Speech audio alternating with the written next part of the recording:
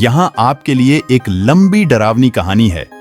पहाड़ों की गहराई में बसे विलो क्रीक के छोटे से शहर में एक पुरानी परित्यक्त हवेली थी जिसे ब्लैकथॉर्न मनोर के नाम से जाना जाता था।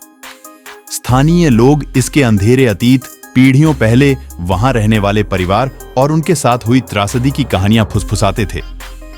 किंवदंती है कि ब्लैकथॉर्न परिवार की सबसे छोटी बेटी एलिजा पर जादू टोना करने का आरोप लगाया गया था और शहरवासियों ने उसे मौत की सजा दी थी। अपने अंतिम क्षणों में एलिजा ने शहर को शाप दिया और कसम खाई कि उसकी आत्मा ब्लैकथॉर्न मनोर को हमेशा परेशान करती रहेगी। साल बीत गए और हवेली जर्जर हो गई। इसके हॉल अतीत की फुसफुसाहट से गूंजने लगे। कुछ लोगों ने पास जाने की हिम्मत की, जिन्होंने अजीब घटनाओं के बारे में बात की। टिमटिमाती रोशनी, भूतिया प्रेत और रात के अंधेरे में एक महिला के रोने की आवाज। एक गर्मियों में कॉलेज के दोस्तों के एक समूह ने शहर की प्रेत बाधित प्रतिष्ठा से प्रभावित होकर विलो क्रीक में एक सप्ताहांत बिताने का फैसला किया। उन्होंने पास में एक केबिन किराए पर लिया और बहादुरी और जिज्ञासा से प्रेरित होकर ब्लैकथॉर्न मैनर का पता लगाने का फैसला किया। जैसे ही उन्होंने दहलीज पार की, उनकी रीढ़ में ठंडक दौड़ गई। हवा सदियों के वजन से घनी थी और परछाइयां उनके चारों ओर जीवंत लगती थीं।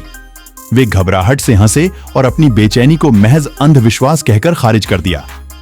लेकिन जैसे जैसे रात होती गई, उनकी हंसी डर में बदल गई। दरवाजे अपने आप बंद हो गए और तापमान गिर गया।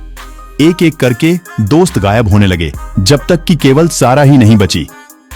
भयभीत होकर सारा ने भागने की कोशिश की, लेकिन हवेली उसके चारों ओर बदलती और बदलती दिख रही थी, जिससे वह अपनी द्वेषपूर्ण पकड़ में फंस गई। वह एक छिपे हुए कमरे में पहुंची, जो धूल भरी कब्रों और रहस्यमय प्रतीकों से भरा हुआ था।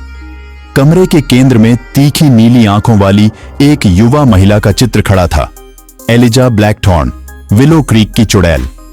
जैसे ही सारा ने पेंटिंग की ओर देखा, उसे अपने पीछे किसी की मौजूदगी का एहसास हुआ। वह मुड़ी और देखा कि एलिजा की भूतिया आकृति उसके सामने साकार हो रही हैं। उसकी आंखें एक अलौकिक आग से जल रही थीं।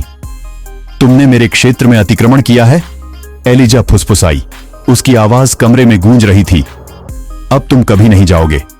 और इसके साथ सारा उन आत्माओं में शामिल हो गई जो ब्लैकथॉर्न मनोर को परेशान करती थीं, जो अनंत काल तक इसके हॉल में भटकने के लिए अभिशप्त थीं।